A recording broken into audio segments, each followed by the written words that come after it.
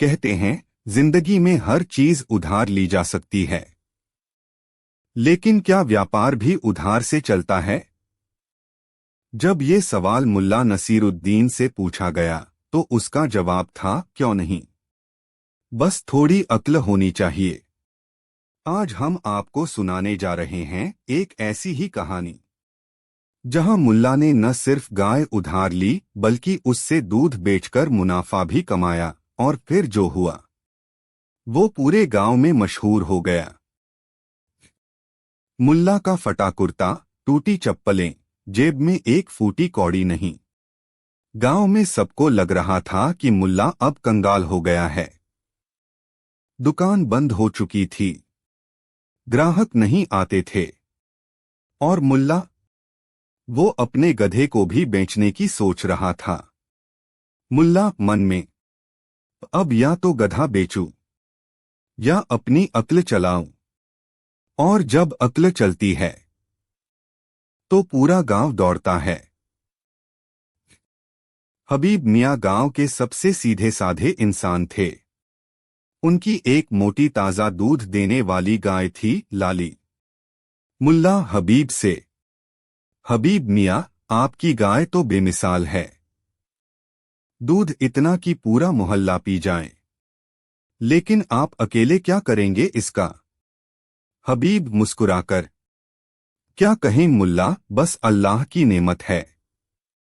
मुल्ला चालाकी से, तो क्यों न इस नेमत को बांटा जाए। मुझे 2 दिन के लिए गाय उधार दे दो, मैं इसका दूध निकालकर जरा ताजगी ले आऊं, पेट को भी सुकून मिलेगा। हबीब सोचकर, ठीक है, लेकिन 2 दिन ही। मुल्ला ने गाय को घर लाकर सबसे पहले बोर्ड लगाया, ताजा गाय का दूध सिर्फ 1 दिरहम में। लोग दौड़ पड़े। दूध इतना ताजा, इतना मीठा कि सब हैरान। गांव की औरतें, बच्चे, बूढ़े सब कह रहे थे, मुल्ला को फिर से बरकत मिल गई। 2 दिन में ही मुल्ला ने 20 दिरहम कमा लिए। हबीब गाय वापस लेने आया। मुल्ला, दूध कैसा लगा? मुल्ला हंसकर, अरे भाई, ऐसा लगा जैसे स्वर्ग खुद नीचे आ गया हो। हबीब थोड़ा संदेह से, तुमने कहीं दूध बेच तो नहीं दिया? मुल्ला मुस्कुराकर, अरे नहीं हबीब मियां, सिर्फ अपने गधे को पिलाया था, अब वो भी खालिस घोड़ा बनने की सोच रहा है। अब मुल्ला रोज किसी न किसी बहाने गाय उधार लेता। कभी कहता, मेरी बीवी बीमार है, दूध पीना जरूरी है। कभी कहता, मेहमान आए हैं, लाज बचानी है। और रोज सुबह सुबह दूध बेच आता। एक हफ्ते में वो गांव का दूधवाला नवाब बन गया। एक दिन हबीब को एक बच्चा कहता है, चाचा, आज आपकी गाय का दूध बहुत पतला था। मुल्ला ने कहा था आप खल खिलाना भूल गए हो। हबीब चौंका। उसने छानबीन की और सारा भेद खुल गया। गांव का सरपंच गुस्से में, मुल्ला, तुमने धोखा किया है। गाय उधार ली, दूध बेचा और मालिक को बताया तक नहीं। मुल्ला शांत भाव से, सुनिए जनाब, मैं तो गाय का दूध नहीं बेच रहा था, मैं तो गाय से मिलने वाले अनुभव बेच रहा था। भीड़? क्या मतलब?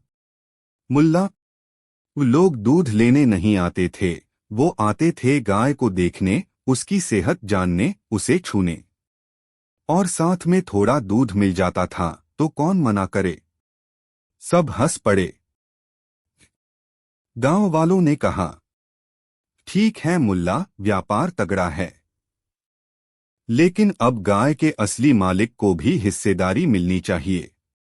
मुल्ला, बिल्कुल, अब से हर दिरहम का आधा हिस्सा हबीब मियां का। और इस तरह हबीब मियां भी खुश, मुल्ला भी खुश, और पूरा गांव दूधवाले नवाब के किस्से सुनता रहा। इस कहानी से क्या सीखा जाए? अगर आपके पास कुछ नहीं है तो भी आप बहुत कुछ कर सकते हैं। अगर आपके पास हो अक्ल, जुबान की मिठास और चालाकी की चाशनी। और हाँ, कभी कभी व्यापार उधार से भी शुरू हो सकता है। बस भरोसा मत बेचिए, दूध बेचिए। अब सवाल आपसे, अगर आप हबीब मियाँ की जगह होते तो क्या मुल्ला को माफ करते या कुछ और करते? कमेंट में बताइए और वीडियो पसंद आए तो शेयर जरूर करें। कुछ हफ्तों तक दूध का व्यापार खूब चला, लेकिन अब गाय थकने लगी थी। हबीब मियाँ ने कहा, अब कुछ दिन लाली को आराम चाहिए मुल्ला भाई। मुल्ला मुस्कुराकर मन में, अब असली खेल शुरू होगा। जब कोई चीज नहीं बेचनी होगी तब भी कमाई होगी।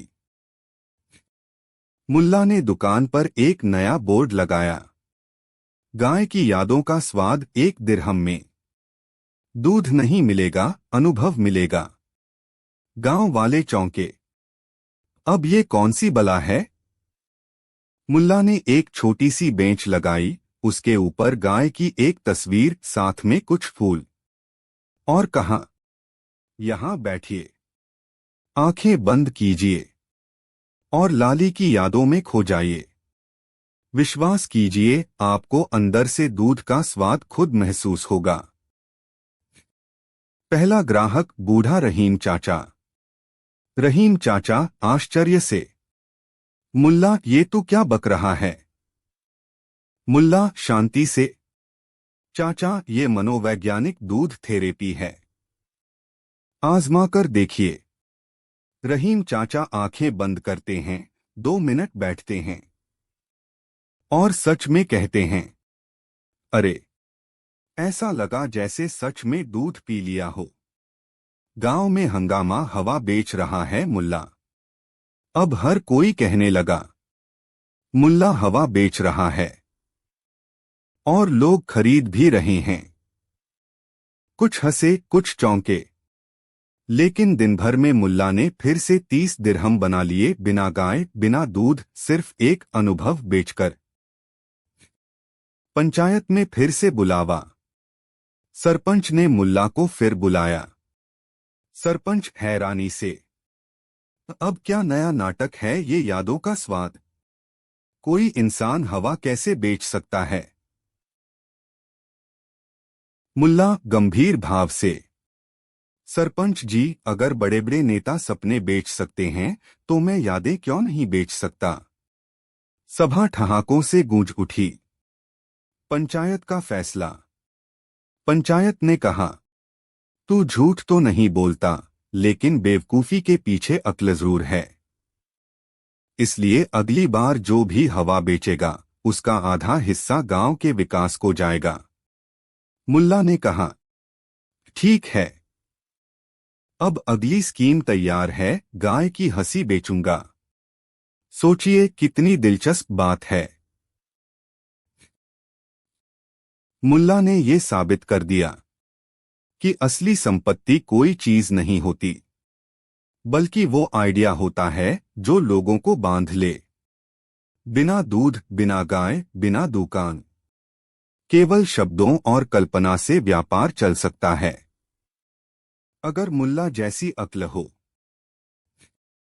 अगर आपको सिर्फ एक तस्वीर दिखाकर कोई कहे, यादों का स्वाद लो, और पैसे मांगे, तो क्या आप देंगे? या पूछेंगे, और क्या हवा मुफ्त भी नहीं रही? कमेंट करके जरूर बताइए। और अगर अगली कहानी चाहिए तो मुल्ला की अगली चाल लिखकर भेजिए। कुछ दिन तक सब शांति से चला। मुल्ला गाय की यादें, उसकी हंसी और हवा सब बेच चुका था।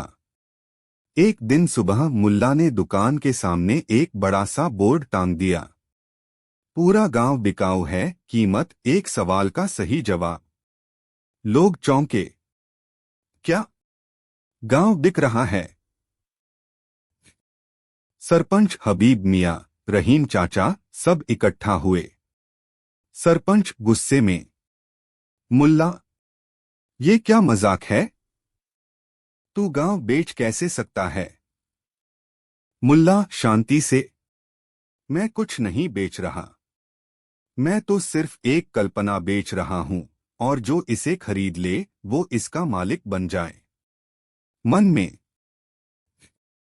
एक अमीर व्यापारी शहर से आया था मुल्ला की हवा बेचने वाली कहानी सुनकर। व्यापारी मुस्कुराकर, क्या ये सच है कि आप पूरा गांव बेच रहे हैं? मुल्ला गंभीरता से, बिल्कुल, लेकिन शर्त है। तुम्हें पहले एक सवाल का सही जवाब देना होगा। व्यापारी, पूछिए। मुल्ला, गांव किसका होता है? जो जमीन पर रहता है या जो लोगों के दिलों में रहता है? व्यापारी सोच में पड़ गया। फिर बोला, जो लोगों के दिलों में रहता है। मुल्ला मुस्कुराया। तो फिर गांव अब तुम्हारा है क्योंकि तुम मेरे दिल में बस गए। लोग हंसने लगे, कुछ बोले, ये तो नाटक है। कुछ बोले, अरे ये तो खेल खेल में मालिक बना दिया। लेकिन व्यापारी इतना प्रभावित हुआ कि उसने सच में गांव के स्कूल के लिए दान दे दिया, 100 दिरहम। सरपंच हैरान होकर, मुल्ला, तूने गांव बेच भी दिया और बदले में स्कूल के लिए दान भी करवा लिया, और वो भी बिना एक कागज।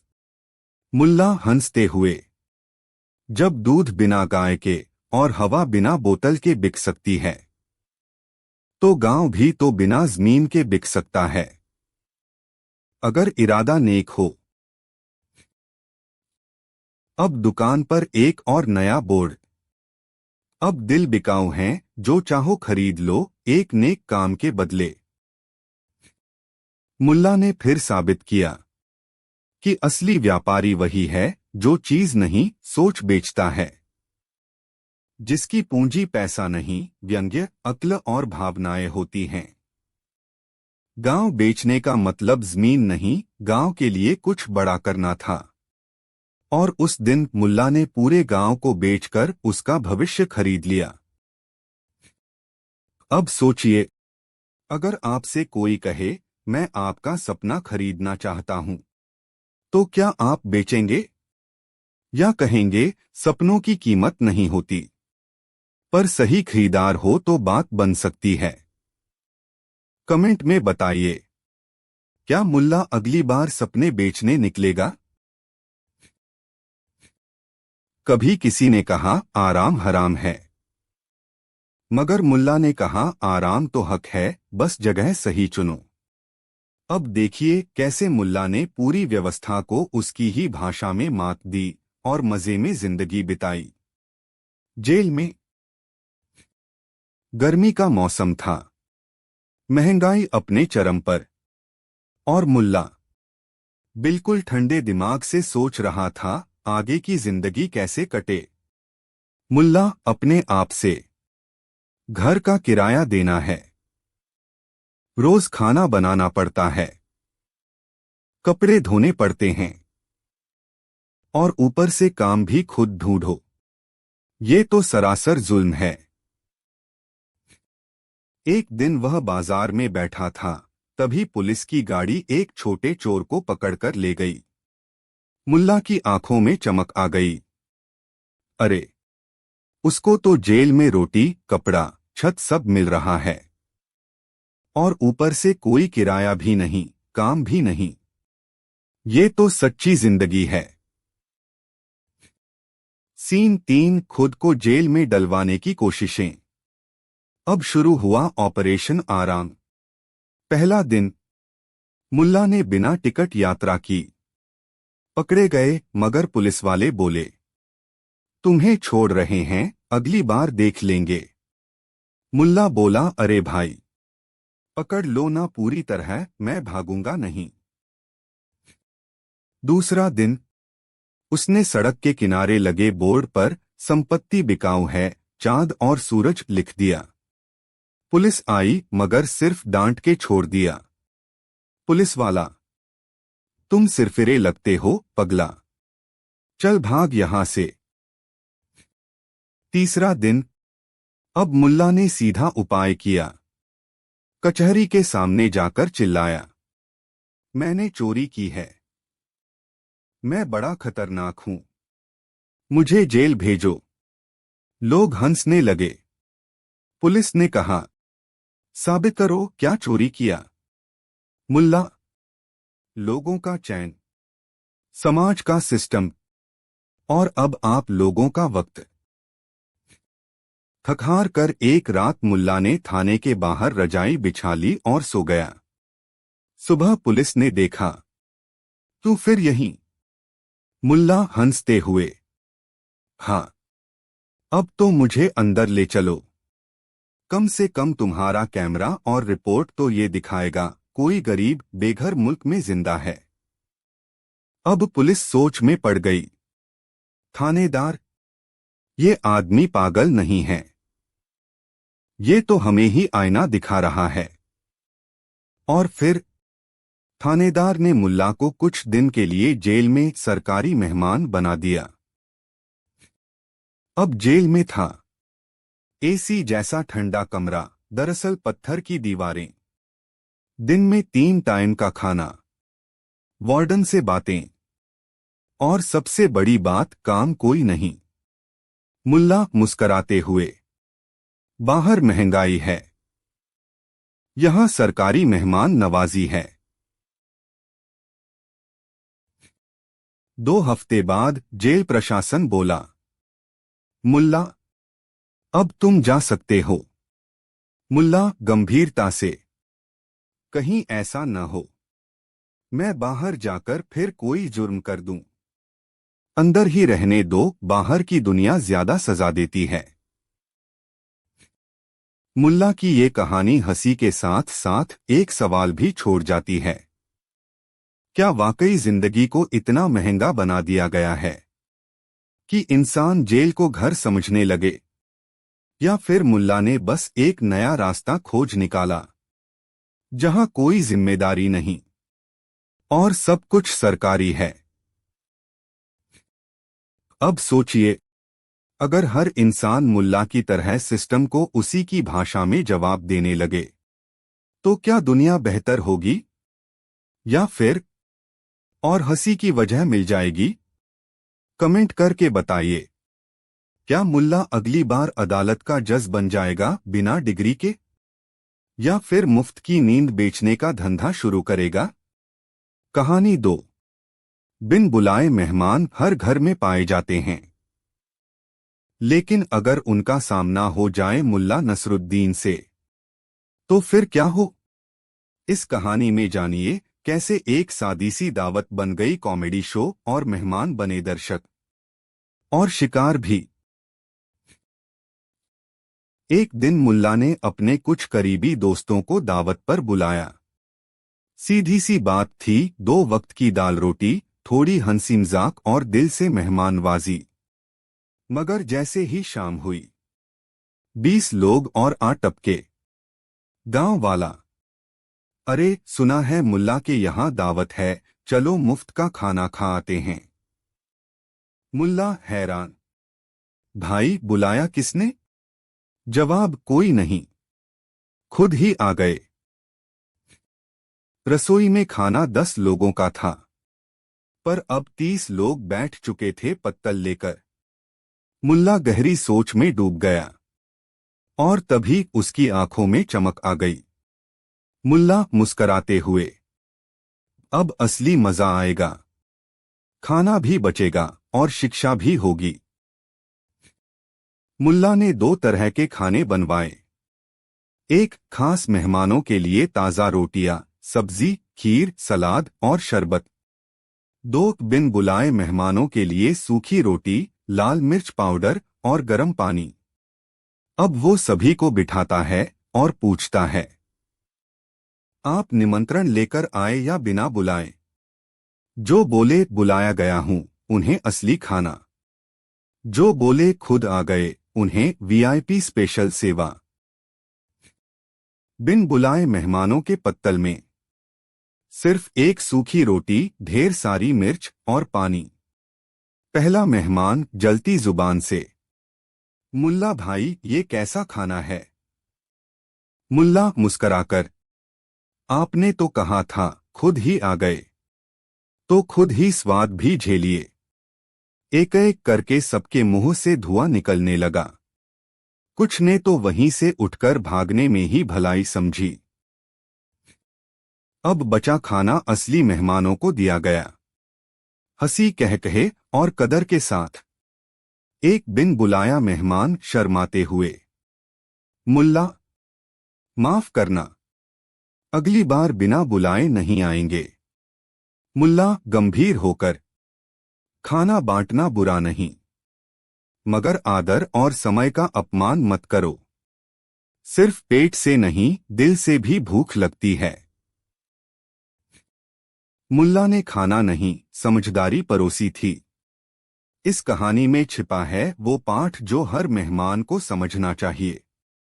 इज्जत जबरदस्ती नहीं मिलती और हर दावत में शामिल होना जरूरी नहीं।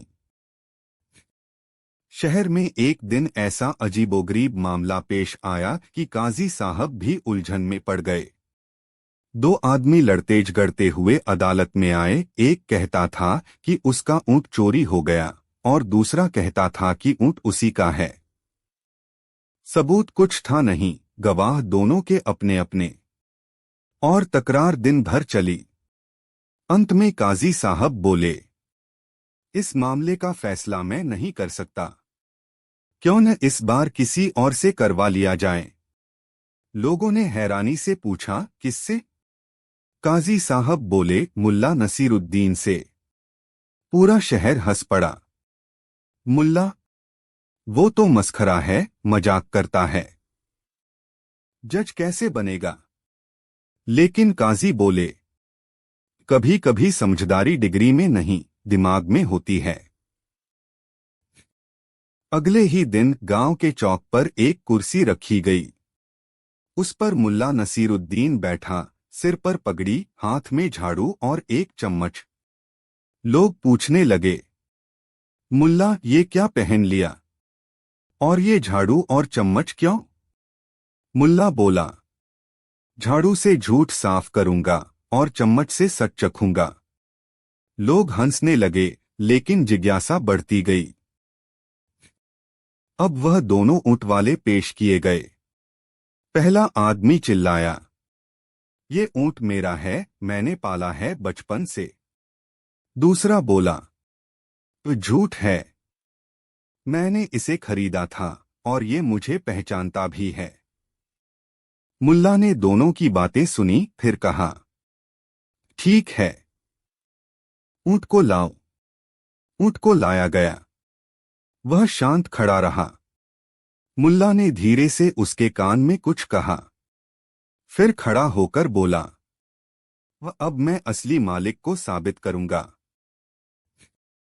मुल्ला ने ऊंट को छोड़ा और कहा, तो अब जिसे ऊंट खुद चल कर जाए वही मालिक होगा। लोग हैरान थे। दोनों आदमी खड़े हुए। पहला वाला ऊंट की तरफ बढ़ा, ऊंट ने कोई ध्यान नहीं दिया। दूसरा वाला कुछ बोला नहीं, बस मुड़ा और जाने लगा। और तभी ऊंट भागता हुआ उसी के पीछे पीछे चल पड़ा। पूरा बाजार तालियों से गूंज उठा। मुल्ला मुस्कराया, देखा, इंसान झूठ बोल सकता है, पर जानवर नहीं। असली मालिक को ऊंट लौटा दिया गया और जो झूठा था उसे मिर्च पिसने की सजा दी गई, ताकि झूठ बोलने का स्वाद उसे हमेशा याद रहे। अब लोग कहने लगे, मुल्ला भले जज न हो, लेकिन उसका फैसला इंसाफ से भी बढ़कर होता है। शहर में एक दिन अजीब सा ऐलान हुआ। मुल्ला नसीरुद्दीन बाजार के बीच खड़े होकर चिल्ला रहे थे, मैंने चांद को जमीन पर उतार लिया है। लोग रुक गए। कुछ हंस पड़े, कुछ बोले, लो भाई, आज तो मुल्ला पूरा पागल हो गया लगता है। पर मुल्ला ने मुस्कराते हुए कहा, अगर यकीन नहीं तो शाम को मेरे घर आ जाना, मैं चांद दिखाऊंगा, जमीन पर रखा हुआ। हर कोई जानना चाहता था कि आखिर ये कैसे संभव है, चांद जमीन पर। जब सब लोग आंगन में जमा हो गए, मुल्ला उन्हें एक बड़े टब की ओर ले गए जिसमें पानी भरा हुआ था, और जब सबने झांक कर देखा, चांद सच में पानी में दिख रहा था। उसका गोल चेहरा, चमक, पूरा प्रतिबिंब। लोग हक्के बक्के रह गए। एक बच्चा बोला, मुल्ला, आपने तो सचमुच चांद उतार दिया। एक समझदार आदमी आगे आया और बोला, ये तो बस पानी में चांद का अक्स है मुल्ला, असली चांद तो ऊपर है। मुल्ला बोले, मैंने झूठ कहा था कि चांद जमीन पर लाया हूं, पर तुम सबने उसे पानी में देख भी लिया। अब बताओ, क्या झूठ अगर सबूत के साथ हो तो भी झूठ ही रहता है। भीड़ चुप हो गई, सब सोच में पड़ गए। तभी एक बुजुर्ग ने पूछा, मुल्ला, तुमने ये सब क्यों किया? मुल्ला मुस्कराए और बोले, ताकि तुम समझो, लोग सच नहीं देखते, वो तो बस सबूत देखते हैं। और जब दुनिया सिर्फ सबूतों से चलती है तो झूठ भी पहन सकता है सच की चादर। लोगों ने सिर हिलाया। कुछ ने हंसते हुए कहा, मुल्ला, तुम्हारा दिमाग है या कोई जादू? मुल्ला बोले, न जादू है न चालाकी, बस देखने का तरीका अलग है। अंत में उस रात लोगों ने चांद को ऊपर भी देखा और पानी में भी, पर उनके दिल में बैठ गया एक नया सवाल, हम रोज क्या देख रहे हैं? कहीं वो भी मुल्ला का चांद तो नहीं। कहानी 3। गांव में एक बार एक अजीब सी बहस छिड़ गई। राजा के दरबार में एक विद्वान आया था जिसने दावा किया, दुनिया में सिर्फ इंसान को बोलने की बुद्धि दी गई है, और जो कोई कहे कि जानवर बोल सकते हैं वह या तो पागल है या धोखेबाज। राजा को बात पसंद आई। उसने ऐलान कर दिया, जो भी किसी जानवर को बोलना सिखा दे उसे इनाम मिलेगा, और जो झूठा निकला उसे 10 साल की जेल। पूरा राज्य चुप था। पर एक हफ्ते बाद ही मुल्ला नसीरुद्दीन दरबार में हाजिर हुआ, अपने साथ गधा लेकर। दरबार में हड़कंप। राजा चौंका। मुल्ला, ये क्या मजाक है? मुल्ला बोला, मजाक नहीं जहांपनाह, यह गधा जल्द ही भाषण देगा, वो भी आपके सामने। दरबार हंसी से गूंज उठा। राजा हंसते हुए, अच्छा तो कब देगा भाषण? मुल्ला गंभीरता से, सिर्फ 5 साल दीजिए और हर हफ्ते थोड़े गुड़, हरी घास और शुद्ध पानी का इंतजाम कीजिए, बाकी काम मेरा। राजा ने मजाक में मंजूरी दे दी। राजा बोला, ठीक है। 5 साल बाद यही दरबार, यही गधा और तुम। मुल्ला ने झुककर सलाम किया और गधे को लेकर लौट गया। अगले दिन गांव में हंगामा। लोगों ने घेर लिया। मुल्ला, क्या तू सच में गधे को बोलना सिखाएगा? अगर नहीं बोला तो जेल जाएगा। इतना बड़ा झूठ क्यों बोला? मुल्ला मुस्कराया और बोला, अरे भाई, 5 साल बहुत होते हैं। या तो राजा बदल जाएगा या गधा मर जाएगा, और नहीं तो मैं ही कहीं चल बसूंगा। लेकिन बात यहीं नहीं रुकी। मुल्ला ने असल में रोज गधे के सामने बैठना शुरू कर दिया। कभी किताब खोलता, कभी ताली बजाता, कभी कुछ बोलता। लोग हंसते, क्या सच में सिखा रहा है? मुल्ला कहता, कम से कम गधा पढ़ लिख तो नहीं सकेगा, पर मेरी अक्ल सबको पढ़ा रहा हूं। 5 साल बीते और दरबार में गधा वापस। सब हैरान थे। मुल्ला गधे को लेकर फिर दरबार में पहुंचा। राजा बोला, तो क्या गधा भाषण देगा? मुल्ला ने गधे के सामने खड़ा होकर कहा, हे गधे महाराज, बताइए आप क्या सोचते हैं इस दुनिया के बारे में? गधा चुप। फिर मुल्ला बोला, तो चुप क्यों हो? क्या तुम भी समझ गए कि यहां बोलने वाले भी बेअक्ल हैं? पूरे दरबार में ठहाका गूंज उठा।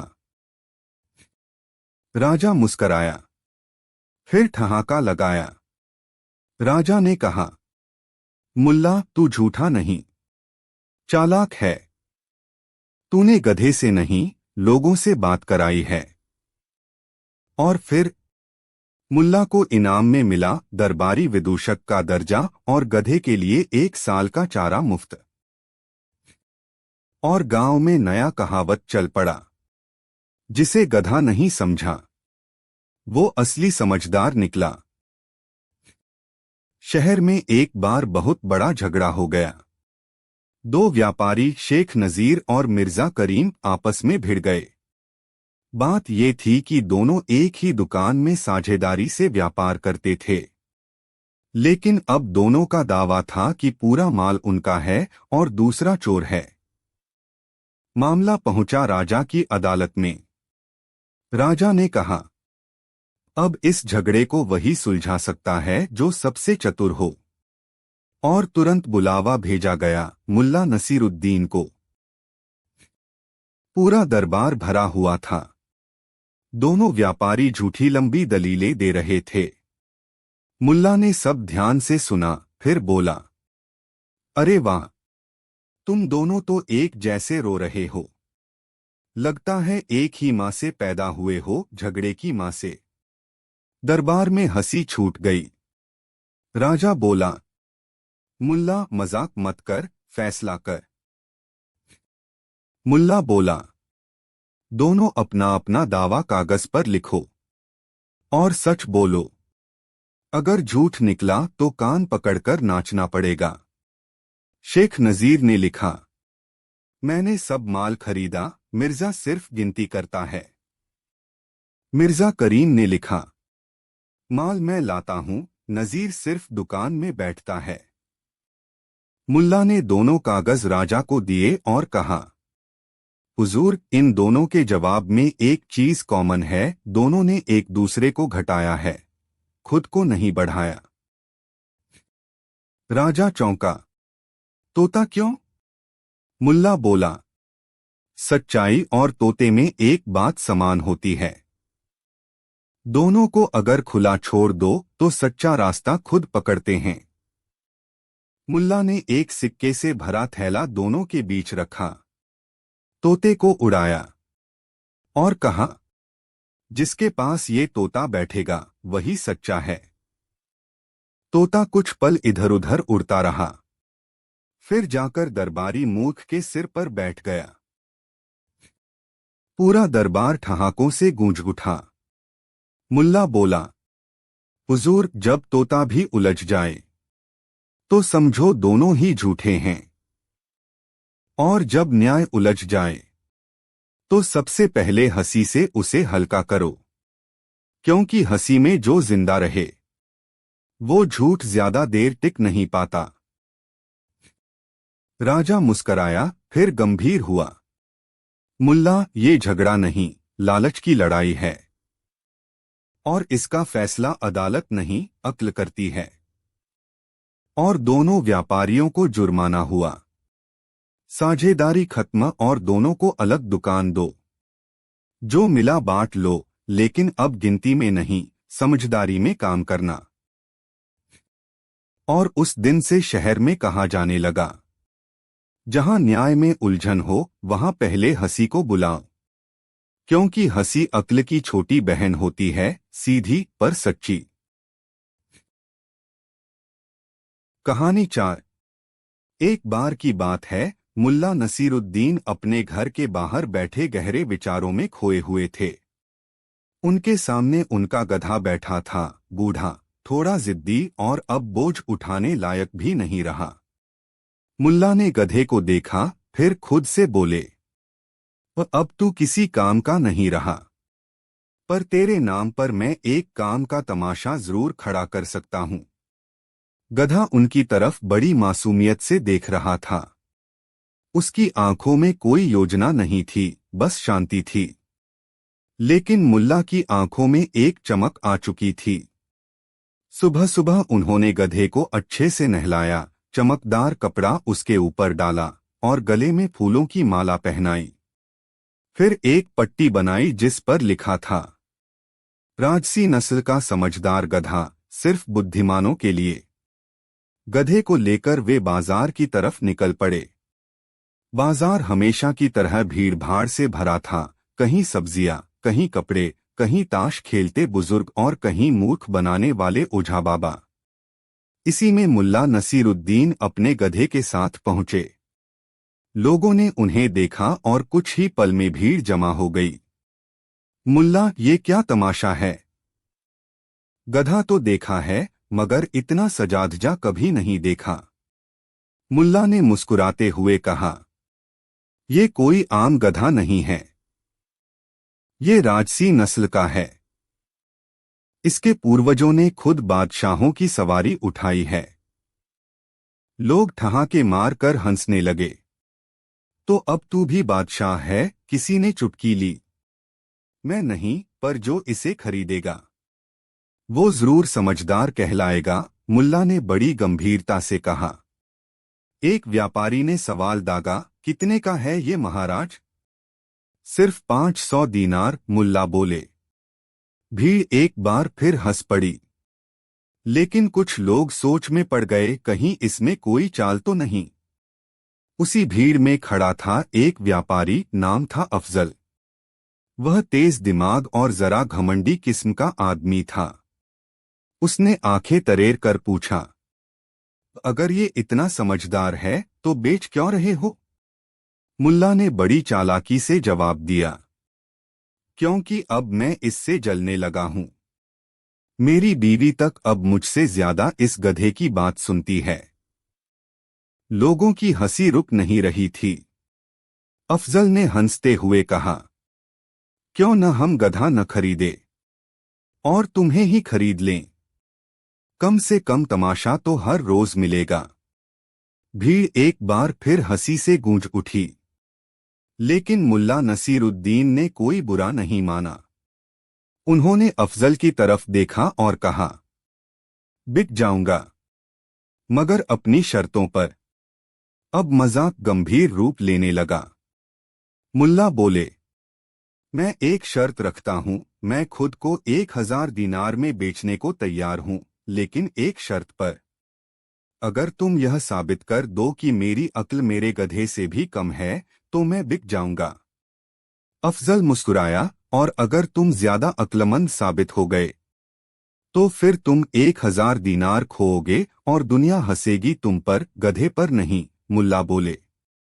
भीड़ ने तालियां बजाईं। अब पूरा बाजार एक मजेदार तमाशे के लिए तैयार था। अब शुरू हुआ सवाल जवाब का दौर। पहला सवाल आया, अगर दो झूठ बोले जाएं तो सच क्या होता है? मुल्ला ने जवाब दिया, सच वही होता है जो दोनों झूठ के बीच छिपा होता है। बस उसे ढूंढने की हिम्मत चाहिए। दूसरा सवाल, जो दिखता है वो होता नहीं, और जो होता है वो दिखता नहीं, तो भरोसा किस पर करें? मुल्ला मुस्कुराए, आंखों पर नहीं, दिल और अनुभव पर भरोसा करो। आंखें धोखा खा सकती हैं, दिल नहीं। हर सवाल का जवाब इतना व्यंग्यपूर्ण और सटीक था कि भीड़ मंत्रमुग्ध थी। लेकिन अफजल चुप नहीं बैठा। उसने आखिरी सवाल दागा, मुल्ला, अगर तुम्हें खुद को और अपने गधे को बेचने का विकल्प मिले तो किसे बेचोगे? मुल्ला बोले, मैं खुद को बेचूंगा, क्योंकि एक गधा कभी गद्दार नहीं होता। इंसान बिकता है, गधा नहीं। भीड़ स्तब्ध रह गई। और फिर तालियों की गूंज उठी। अफजल ने मुस्कुराकर अपने जेब से 1000 दीनार निकाले और मुल्ला की तरफ बढ़ा दिए। मैं हार गया, मगर ये सौदा अब भी मैं पूरा करता हूं। मुल्ला बोले, और मैं ये पैसा उसी गधे की सेवा में लगाऊंगा जिसकी वजह से आज मेरी कीमत लगी है। अब मुल्ला बिक चुके थे, मगर हारकर नहीं, जीतकर। अगले दिन पूरे शहर में एक ही बात हो रही थी, कल बाजार में गधा नहीं, इंसान बिका। लोग कह रहे थे, मुल्ला नसीरुद्दीन वो आदमी जिसने खुद को बेचा, मगर सबको खरीद लिया। बच्चे बच्चे की जुबान पर वो आखिरी लाइन थी, बुद्धि की कीमत गधे से भी कम लगाई गई।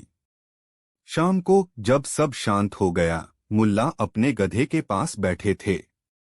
उन्होंने गधे के कान में फुसफुसाकर कहा, तू गधा होकर भी मुझे बेचवा गया, और मैं इंसान होकर भी बिक गया। मगर फर्क सिर्फ इतना है, तू चुप रहा और मैंने बोला। बोलने वाले ही बिकते हैं, गधों की कदर कहाँ। गधा वैसे ही चुप खड़ा था, मगर शायद उसकी आंखों में मुस्कान थी। कहानी 5। शहर का नाम था खुरासान, और वहां का नवाब था नवाब जमील बेग, जिसे अपने न्याय और समझदारी पर बड़ा घमंड था। वह रोज सुबह दरबार में बैठता और जनता की शिकायतें सुनता, फैसले सुनाता। लेकिन आज दरबार में कुछ अलग ही था। आज आने वाला था मुल्ला नसीरुद्दीन। मुल्ला कोई आम आदमी नहीं था। उसका व्यक्तित्व ऐसा था कि आदमी मुस्कराए बिना रह ही नहीं सकता था। हर शब्द में हाजिर जवाबी, हर बात में चतुराई और हर किस्से में तर्क छिपा होता था। नवाब तख्त पर बैठा था और दरबार में मौलवी, वजीर, फकीर और आम लोग बैठे थे। तभी मुल्ला अंदर आया, सिर पर टेढ़ी टोपी, एक पुराना झोला लटकता हुआ और चेहरा हमेशा की तरह शरारती। सलाम नवाब साहब, मुल्ला ने झुककर कहा। आज मैं कोई शिकायत नहीं लाया, बल्कि एक सवाल लाया हूं, ऐसा सवाल जो आपकी अदालत की नींव हिला सकता है। सारे दरबारी मुस्कुराने लगे, लेकिन नवाब ने गंभीरता से कहा, मुल्ला, सवाल पूछो। देखेंगे तुम्हारी चालाकी कितनी गहरी है। मुल्ला ने एक लंबी सांस ली, फिर दरबार के बीच जाकर खड़ा हुआ और ऊंची आवाज में बोला, अगर मैं झूठ बोलूं तो मुझे सजा दी जाए, अगर मैं सच बोलूं तो। दरबार में सन्नाटा छा गया। नवाब थोड़ा हंसा, फिर गंभीर हो गया। ये क्या बात हुई? अगर तू झूठ बोले तो सजा तय है, लेकिन अगर सच बोले तो। मुल्ला ने टोपी उतारी और बोला, हुजूर, यही तो मेरा सवाल है। अब आप ही बताइए, सच बोलने पर इनाम दोगे या सजा? नवाब सोच में पड़ गया। वो नहीं चाहता था कि कोई उसकी अदालत के फैसलों पर सवाल उठाए। उसने सोचा, अगर मैं कहूं कि सच बोलने पर इनाम मिलेगा तो मुल्ला कोई चालबाजी करेगा। अगर कहूं सजा तो मैं अन्याय करूंगा। नवाब ने कहा, सवाल अधूरा है। पहले ये बताओ, तुम क्या कहोगे? जो बात तुम कहोगे वही देखेंगे, सच है या झूठ। मुल्ला मुस्कराया, मैं जो कहूंगा वही आपका जाल काटेगा। सुनिए मेरा कथन। मुल्ला ने ऊंची आवाज में कहा, मुझे फांसी दो। पूरे दरबार में हड़कंप मच गया। नवाब हैरान, तू चाहता है कि तुझे फांसी दी जाए? मुल्ला ने कहा, जी हां। मैंने कहा, मुझे फांसी दो। अब बताइए, ये सच है या झूठ? नवाब के माथे पर पसीना आ गया। अगर नवाब कहता कि मुल्ला झूठ बोल रहा है तो झूठ बोलने पर फांसी देनी होगी, लेकिन अगर वो सच नहीं बोल रहा तो ये झूठ होगा और तब फांसी देनी होगी।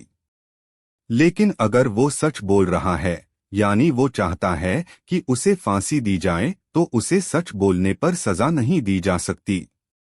यानी अगर नवाब फांसी देता है तो वो झूठ साबित होता है, अगर फांसी नहीं देता तो वो सच साबित होता है। लेकिन फिर सजा क्यों? नवाब समझ गया। मुल्ला ने तर्क का ऐसा जाल बुना है कि कोई भी उत्तर न्यायपूर्ण नहीं हो सकता। दरबार में बैठे लोग खिलखिला उठे। किसी ने कहा, मुल्ला की बात में दम है, इसने न्याय और तर्क के बीच का अंतर दिखा दिया।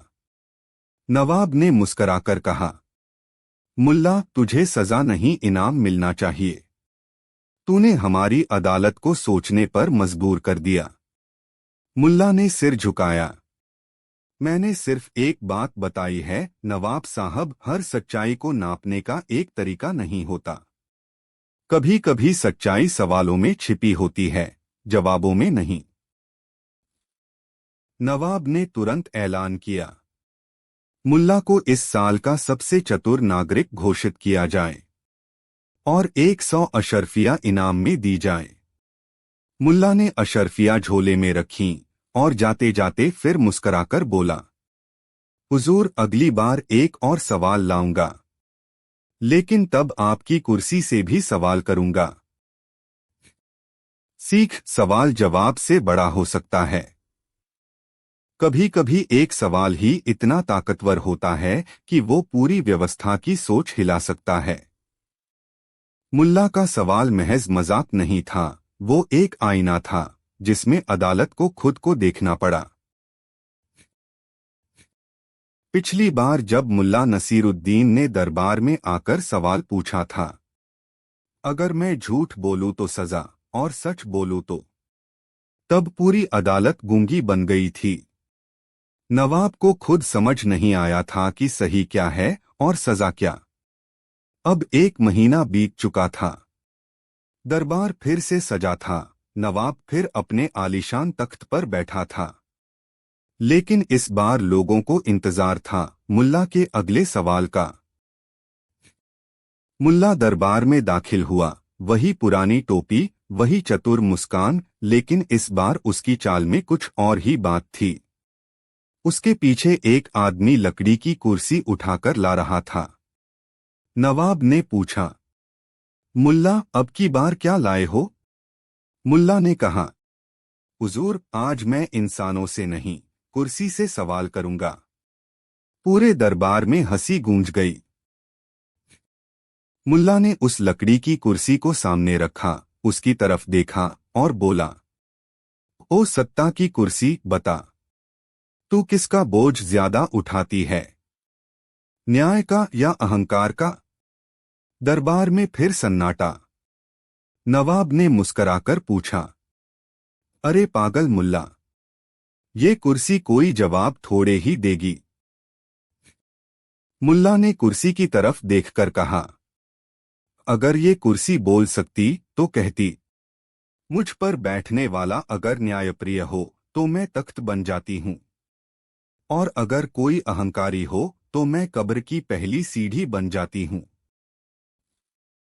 नवाब अब गंभीर हो गया। मुल्ला ने धीरे से कहा, नवाब साहब, पिछले महीने आपके सामने मैंने सवाल पूछा था, आपने उसे बुद्धि की कसौटी कहा। आज मैं पूछता हूं, आपकी कुर्सी पर बैठने के लिए जरूरी क्या है, ज्ञान या घमंड? नवाब थोड़ा असहज हो गया। वजीर ने बीच में कहा, मुल्ला, ये तुम्हारी हद से बाहर है। हुजूर, मुल्ला बोला, मैं हद पार नहीं कर रहा, मैं सिर्फ आईना दिखा रहा हूं, और आईना कभी झूठ नहीं बोलता, चाहे राजा देखे या रंग। दरबार में एक पल के लिए खामोशी छा गई। नवाब ने उठकर कहा, मुल्ला, तू आज फिर जीत गया। तेरा सवाल सीधा मेरे तख्त से था और जवाब मेरे भीतर छिपा था। नवाब ने मुस्कराते हुए कहा, आज तुझे इनाम नहीं बल्कि एक जिम्मेदारी देता हूं। हर महीने दरबार में आकर एक सवाल पूछा कर, ऐसा सवाल जो हमें सोचने पर मजबूर करे। मुल्ला ने सिर झुकाकर कहा, अगर सवाल करने वाला सच्चा हो तो जवाब देने वाला झूठ से बच नहीं सकता।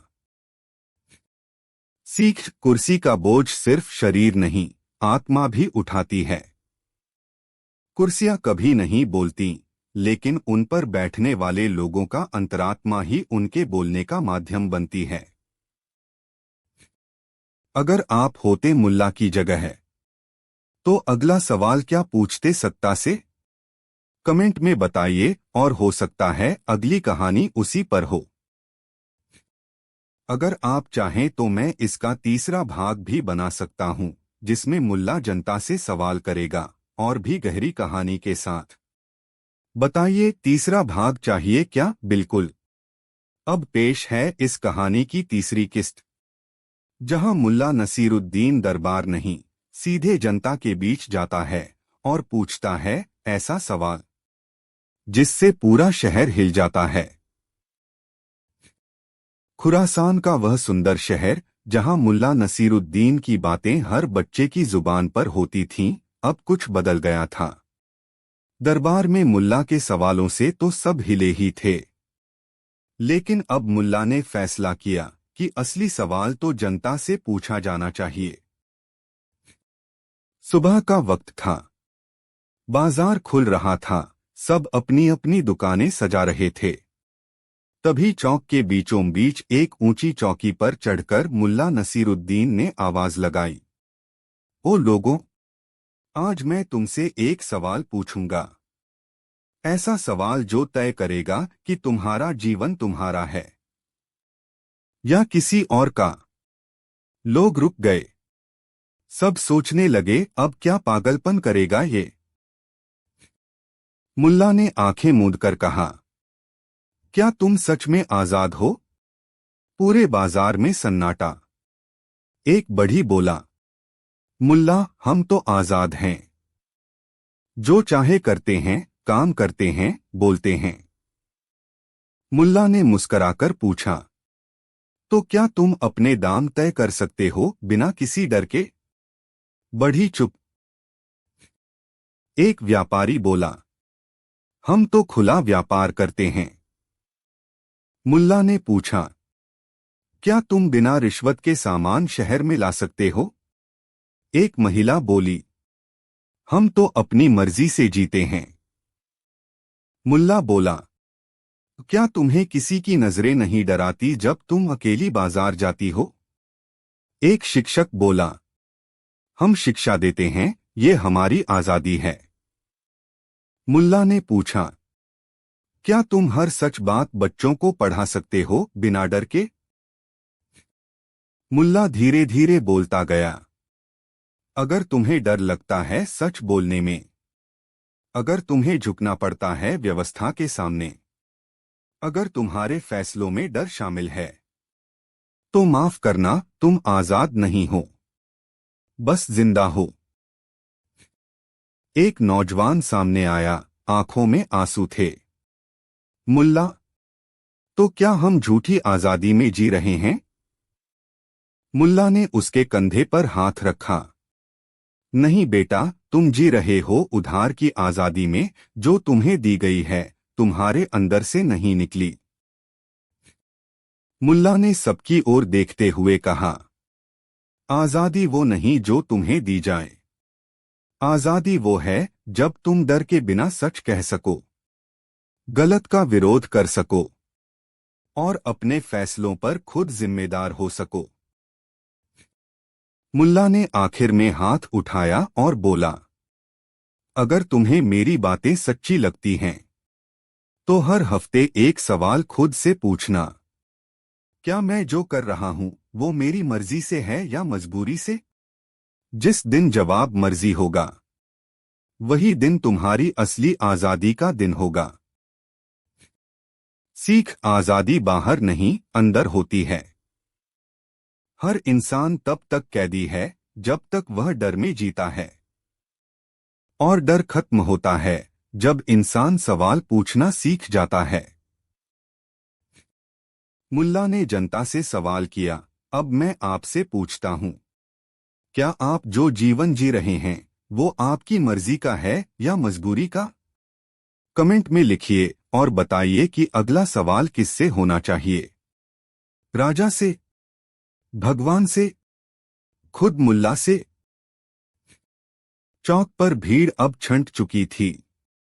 सूरज ढल रहा था, हल्की हवा चल रही थी और सब अपने अपने घर लौट गए थे। लेकिन एक शख्स अभी भी वहीं बैठा था, मुल्ला नसीरुद्दीन।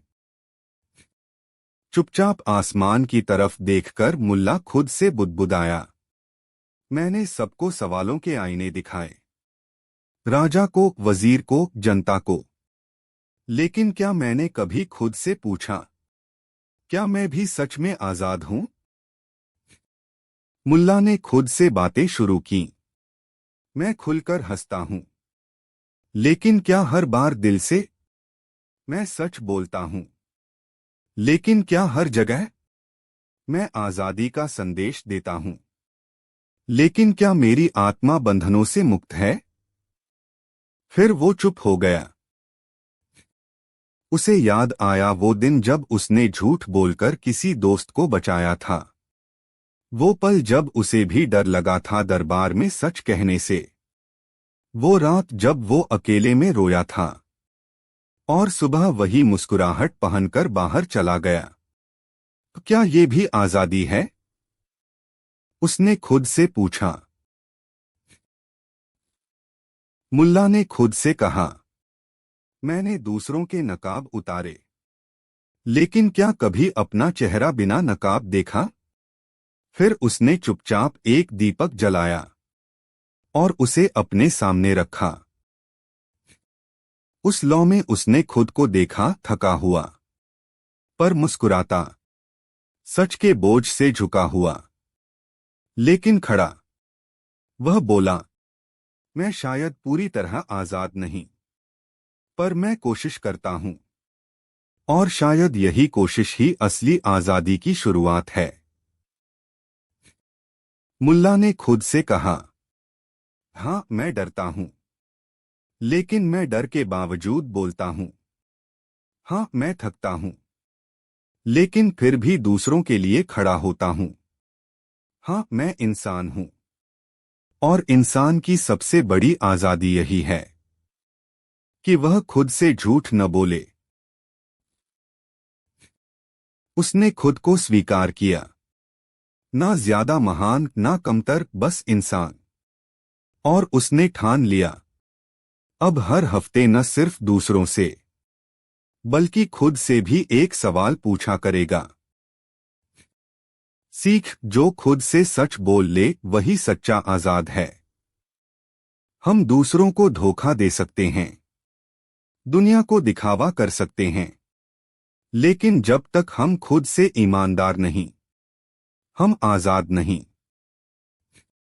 क्या आपने कभी खुद से पूछा, क्या मैं वो जिंदगी जी रहा हूं जो मुझे चाहिए? और अगर नहीं तो आज पूछिए, क्योंकि मुल्ला कहता है, सबसे खतरनाक कैद वो होती है जो खुद चुनी हो और महसूस ही न हो। कहानी 6। मुल्ला नसीरुद्दीन को भला कौन नहीं जानता। उनकी बातों में हास्य भी होता है, दर्शन भी और अनुभवों की गहराई भी।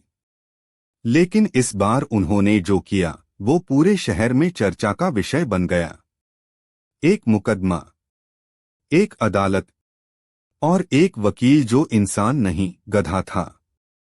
क्या ये मुमकिन है?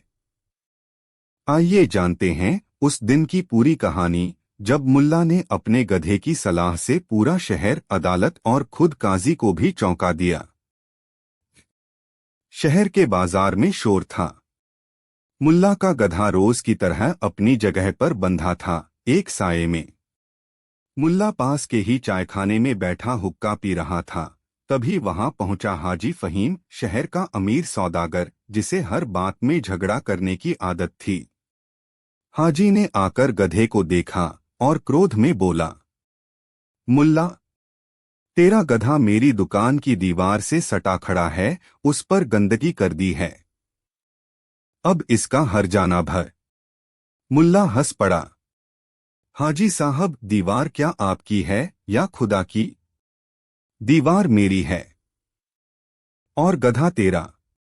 तू हर जाना देगा, हाजी चिल्लाया। मुल्ला ने शांति से कहा, ठीक है, अदालत में चलो, फैसला वहीं होगा। अगले दिन पूरा शहर इकट्ठा हो गया काजी साहब की अदालत में। सबको खबर लग चुकी थी कि आज मुल्ला बनाम हाजी फहीम का मुकदमा है। काजी साहब ने टोपी ठीक करते हुए कहा, दोनों पक्षों को सुना जाएगा। लेकिन वकील कौन होगा, मुल्ला? मुल्ला मुस्कराया और बोला, हुजूर, मेरे वकील को लाने में थोड़ा समय लगेगा। काजी ने पूछा, वो कौन है? मुल्ला ने इशारा किया और सामने से चला आया उसका गधा, कान हिलाता, गर्दन झटकता। पूरा दरबार हंसी से गूंज गया। क्या मजाक है ये, मुल्ला? काजी गुस्से में बोले।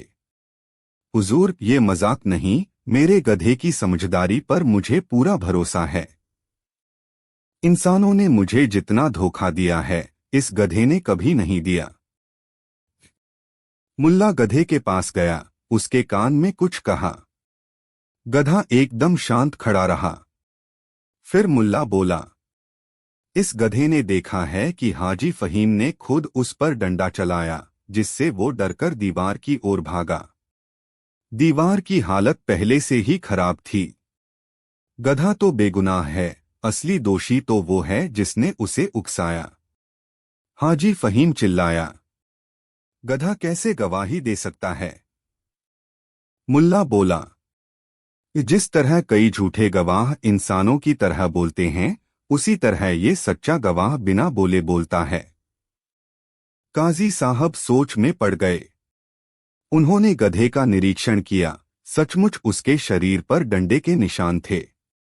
मुल्ला ने बताया कि कैसे पास की दुकान के एक नौकर ने भी यह सब देखा था। मुल्ला बोला, हुजूर, क्या आप कभी किसी जानवर से सच्चाई पूछने की सोच सकते हैं? ये गधा बोल नहीं सकता, पर झूठ भी नहीं बोल सकता। यही इसकी सबसे बड़ी ताकत है। सारे लोग चुप हो गए। काजी ने सिर झुकाया। मुल्ला, ये तुम्हारी चालाकी है या दर्शन, पर इसमें सच्चाई की खुशबू है।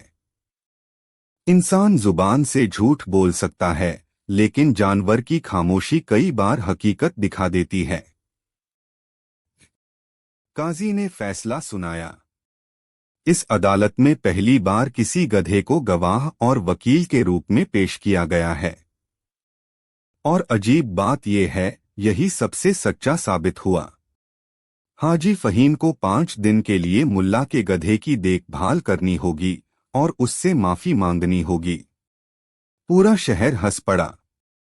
मुल्ला बोला, अब अगर गधा इंसानों को समझाने लगे तो इंसान क्या करेंगे? काजी बोले, शायद इंसान को फिर से इंसान बनना सीखना होगा। अंतिम दृश्य, गधा बना शहर का हीरो। कुछ दिनों तक बाजार में मुल्ला का गधा सबसे ज्यादा चर्चा में रहा। लोग उसके पास आकर कहते, गधा नहीं, न्याय का प्रतीक है तू। मुल्ला हंसता और कहता, गधा तो अब भी वही है, बस इंसानों की नजरों में उसकी कीमत बदल गई है। सीख, कभी कभी सबसे समझदार सलाह वहां से मिलती है जहां हम सोचते भी नहीं।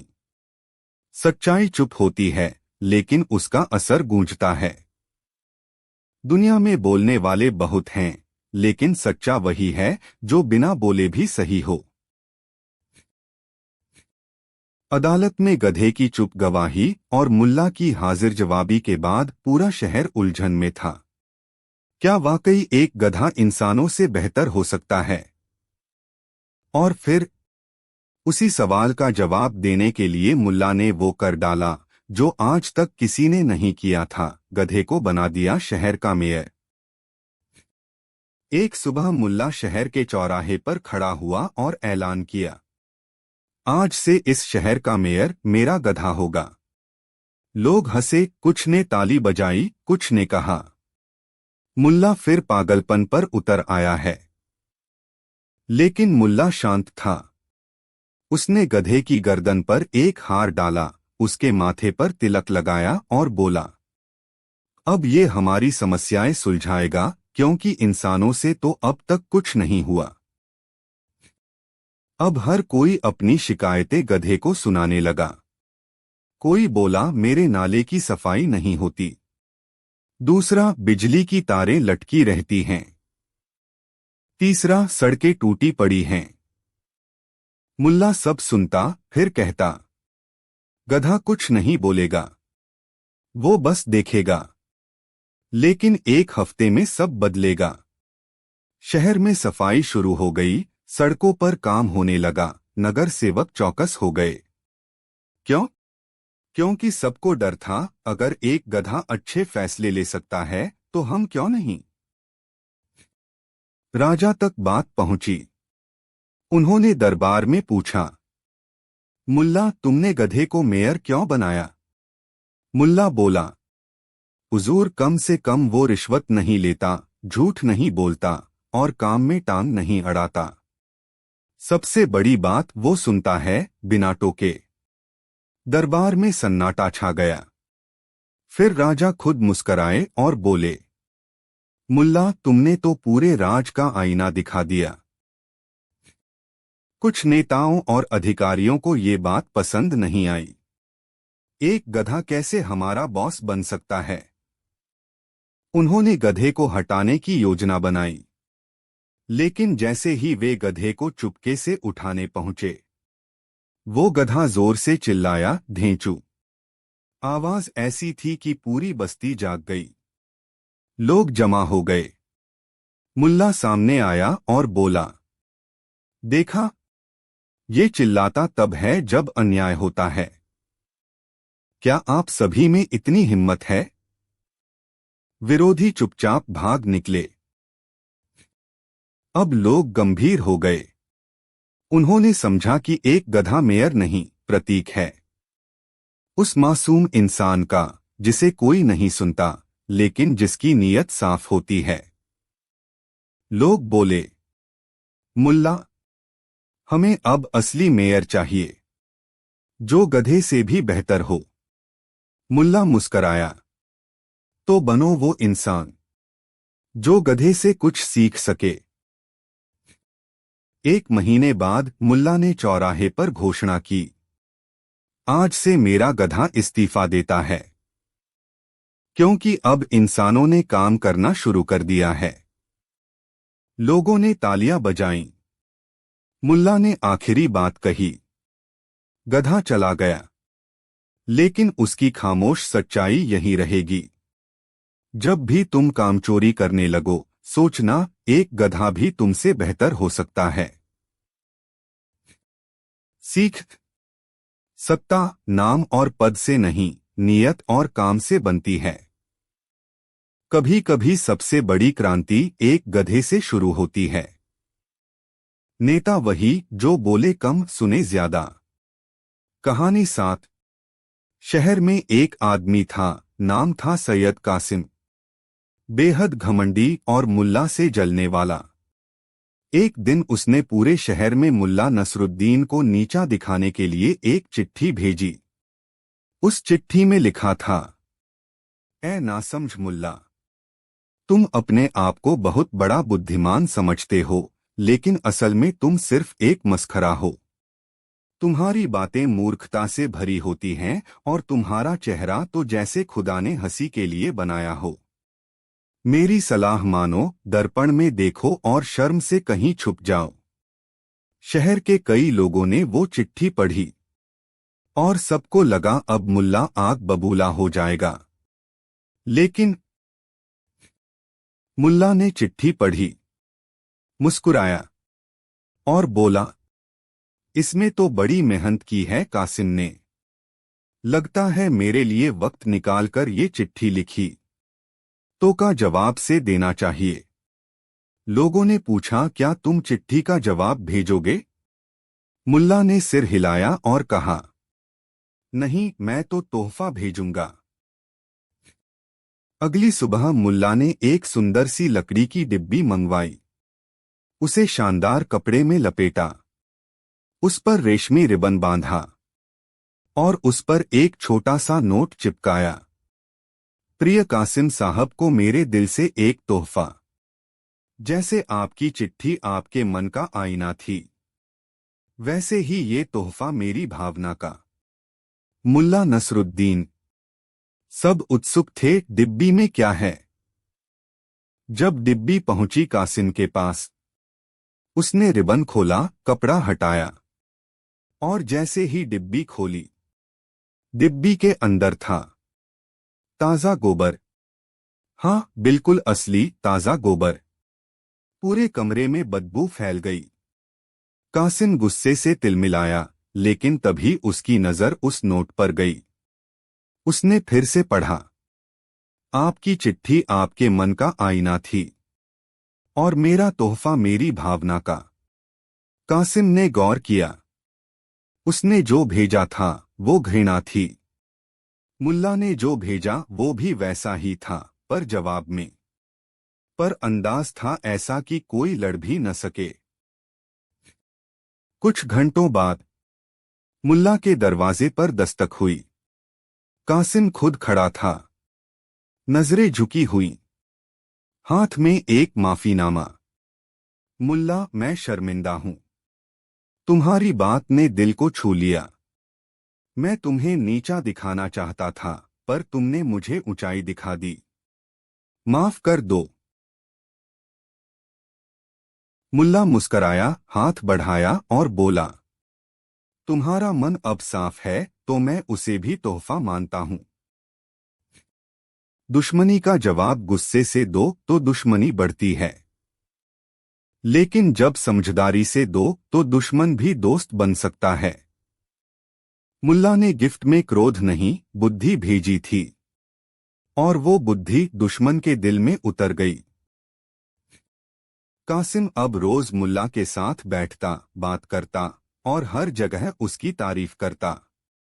लोग चौंक गए, जो कल तक गालियां दे रहा था आज गुणगान। लेकिन मुल्ला चुप था, उसकी नजरें सब देख रही थीं।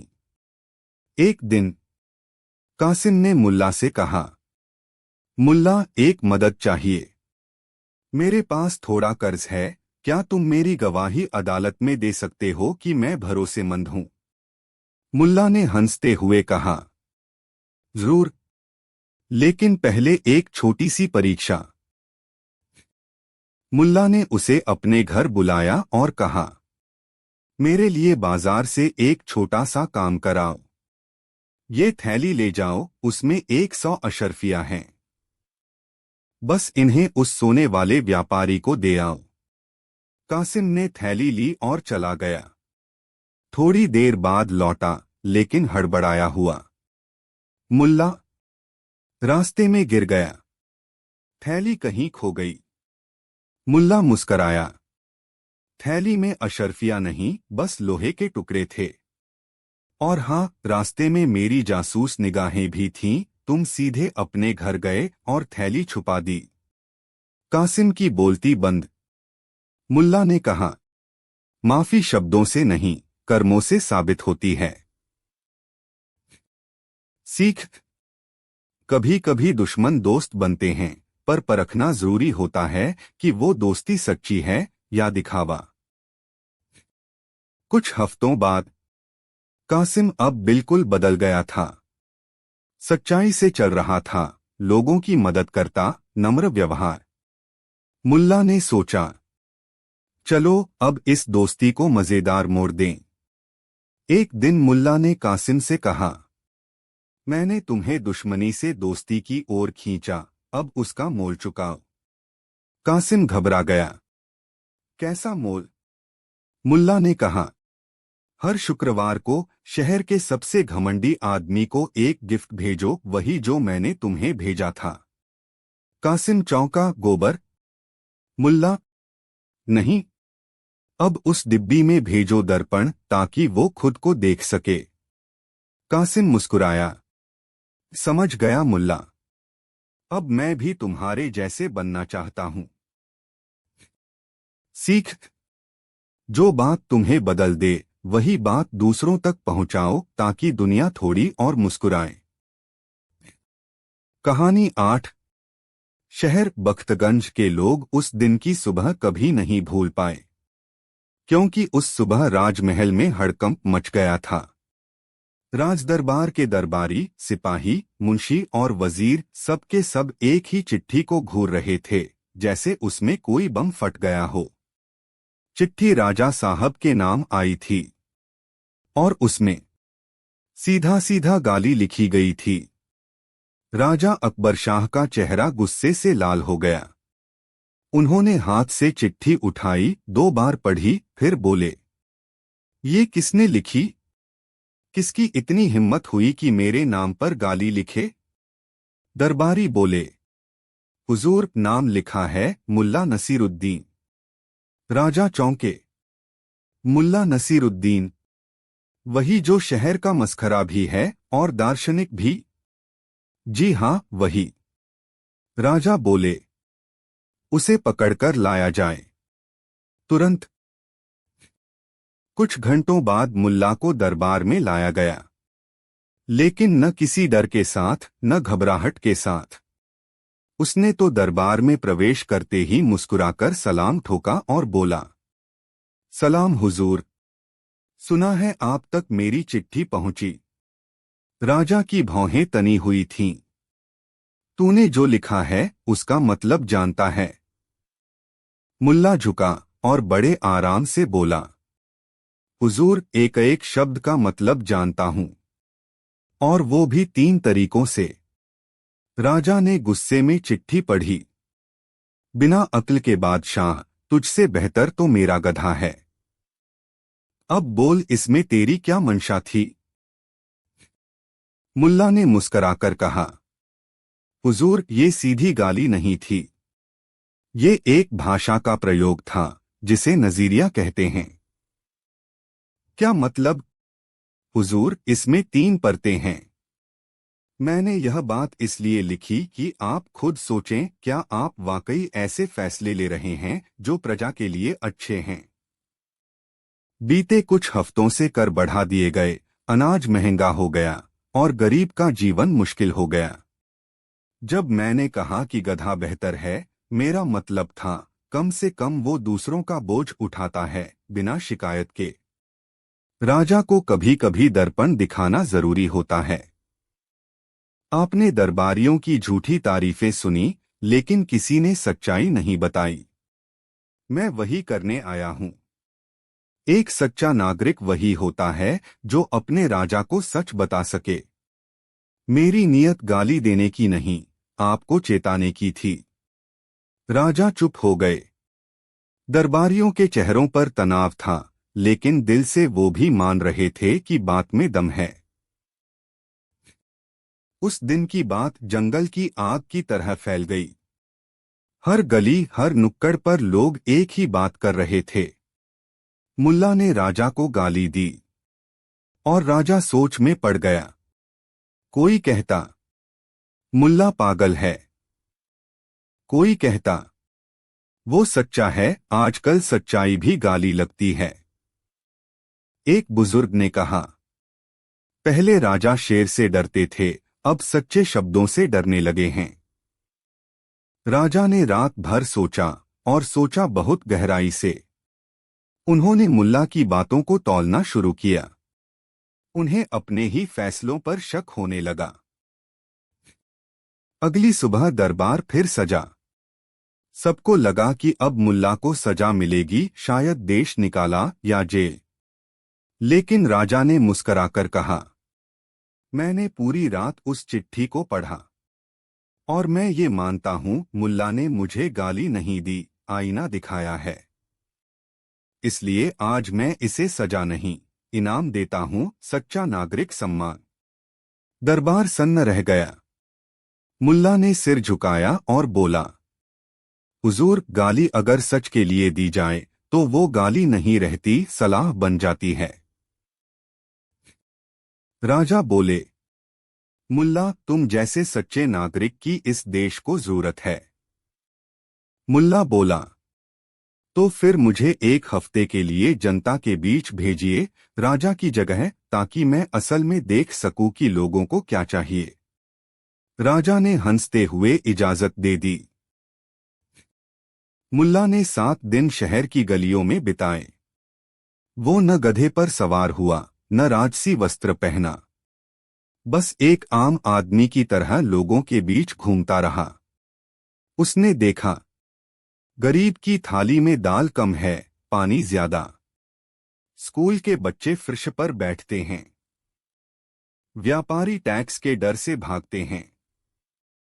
और मजदूर दिन भर काम करके भी भूखा सोता है। मुल्ला ने ये सब लिखा और फिर उसी कागज पर लिखा, बादशाह सलामत, अगर इन हालातों को देखकर आप नहीं चौंकते तो आपको फिर से मेरी एक चिट्ठी भेजनी पड़ेगी, थोड़ी और तीखी। राजा ने जब यह दूसरी चिट्ठी पढ़ी तो एक बार फिर चौंका। लेकिन अब वो हंसा नहीं, गुस्सा भी नहीं हुआ। वो चुपचाप उठा और बोला, आज से सारे नए फैसले जनता की भलाई के लिए होंगे। कर घटाया जाएगा, अनाज की कीमतें कम होंगी, स्कूलों की हालत सुधारी जाएगी, और जो दरबारी काम नहीं करते उन्हें हटाया जाएगा। दरबार में सब स्तब्ध रह गए। राजा बदल गया था, एक चिट्ठी की वजह से। कुछ दिन बाद मुल्ला को फिर दरबार बुलाया गया। इस बार कोई आरोप नहीं था। राजा ने कहा, तुमने जो गाली दी थी वो मेरे लिए सबसे बड़ी चेतावनी थी और सबसे बड़ा इनाम भी। अब मैं समझ गया हूं, गाली में अगर भलाई हो तो वो सबसे बड़ी दवा बन जाती है।